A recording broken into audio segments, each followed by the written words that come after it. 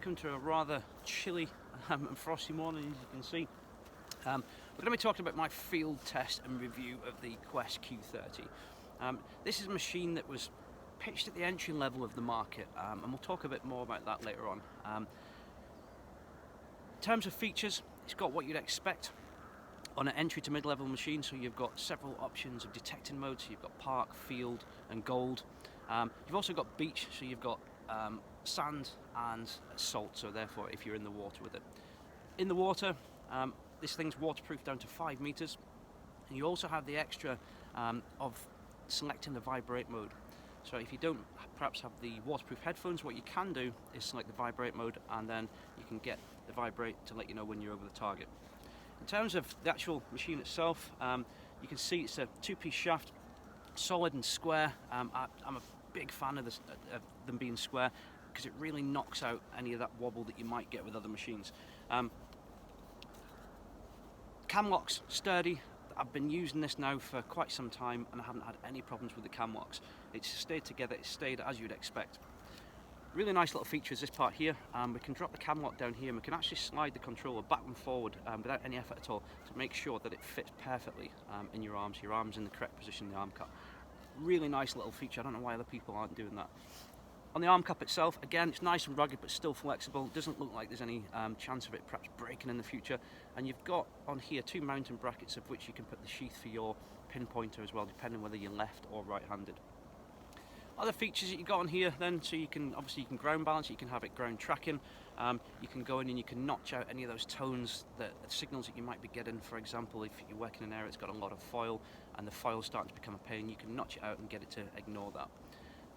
Tones wise, you can choose between 2, 3 and 4 tones in all the detector modes, and all the settings are local. So if you go in and change something in, for example in Park 1, it's local to that and it doesn't affect the settings in your field mode. Along with that is recovery speed. It's something I need to talk about on this machine. It's exceptional. I'm not going to compare it against other machines like the Vanquish Simplex or something like that, because I think that's unfair and I'm not here to do any sort of biased review on this. I'm comparing it against my experience of using lots and lots of other machines, and I've spent a lot of time with this. What I haven't done is got it, taken it out the box and done some bizarre unboxing ritual where we all watch me taking it out the box. What I've done is I've taken it out the box and I've taken it straight out into the field in all conditions, in wind, rain, different fields and different locations.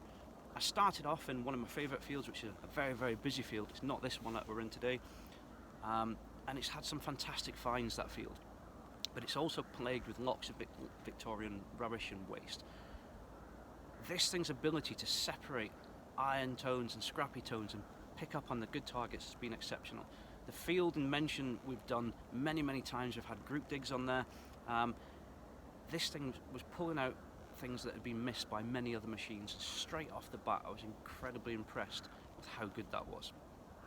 There are a few things that perhaps I'd change about it, and when I'm talking about changing things, I'm really sort of picking at tiny little faults because there really isn't much to fault this thing with. One of the things that if I had the option of changing would be to add in the extra option of being able to change the recovery speed. Being able to calm down that recovery speed might eke out a bit more depth, and I'll talk about depth of this machine in a minute. And what it also would be able to let you do is settle the machine down a little bit. In terms of being an entry-level machine at where it's pitched, it works perfectly for that. You can turn it on, you can grab a quick ground balance and you can go. Alternatively, you can go into the settings and you can start to sort of tweak the machine to suit you and how you like to detect, or even the conditions that you're in. Performance-wise, it definitely sits as a mid-range machine. In terms of build quality, definitely. In terms of how it operates out in the field in all conditions, it is up there in the mid-range. The shocking part is the price on this thing. It's $299. Now I know Joe and Alan are releasing these things, including the free Quest pinpointer, which I think is up at the top of my head, £80, £100. So you're getting a huge amount of machine for the money. The headphones it comes standard with, not the best. They do what you'd expect. I'm not a fan of wired headphones, so I've been using the Quest wire-free Pro headphones with this, and I'll talk about those perhaps in a later video. Tones, remind me, and in terms of how accurate it is, it's very similar to the sort of sharpness of an XP DS, that real quick, accurate report. It really lets you know that you're on a good target or, in fact, a bad target. Depth-wise, I've been impressed with its depth. We've used it in all conditions. I didn't take it to a test bed. I'm not a huge fan of test beds. I'm definitely not a fan of air testing a machine. Yes, they're great if you want to understand the tones on different targets, but real time is something completely different. Out in the field, depending on the weather conditions, the way you're moving along, if the wind's affecting how you're hearing the tones, or the angle of the coin, all depends on, or the object rather, depends on how well you're going to pick up on it or not, in fact. All round, this has been impressive. I can't stress enough how much I've enjoyed it. I've got other machines to test. I've got quite a few actually. I've got the Q60 review coming up, but I keep sort of turning to this and taking this out and really enjoying using it. I'm going to release a instructional video on setting this thing up and getting to grips with it for perhaps the beginners amongst you. And if there's anything else that you'd like to see in relation to the Q30 or indeed the Q60, which will be coming very soon, please let me know.